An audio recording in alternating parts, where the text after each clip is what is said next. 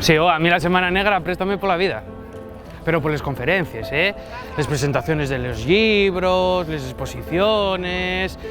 Tú, ¿y qué pues creguelo? Hay gente que viene a más que a far tu casa o de folixa. Qué falta de sensibilidad. Yo en los puestos de las librerías puedo pasar horas. ¡Horas!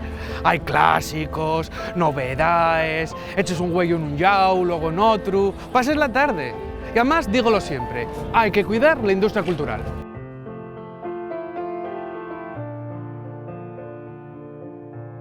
A mí lo que más me presta es cuando estás buscando un libro y de arreu atopes una edición que solo atopes aquí, que no hay en ningún lado. Y que merques cosas de calidad, diferentes. El otro día atopé una edición de narrativa húngara que, ¡buah!, flipes.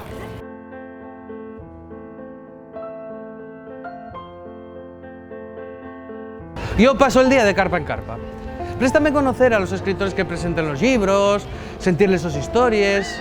Mira, con estas experiencias uno crece intelectualmente.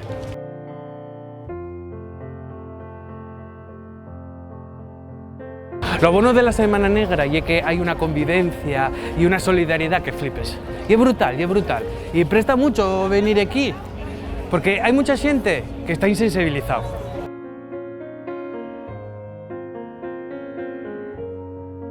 Mira, y que hay gente que viene a más que por mojito. Y para mí esa gente desvirtúa el festival. Lo importante aquí es la cultura. ¿Oíste? Cultura.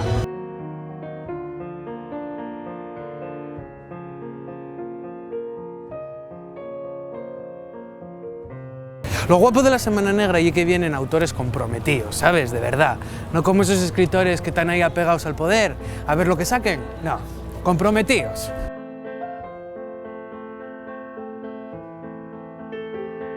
Los mis amigos pasen toda la tarde tirados en una playa, tomando el sol, sin ejercitar la mente. Mira, que aunque faiga lo que pete, pero yo la verdad que... ¿Qué quieres que te diga?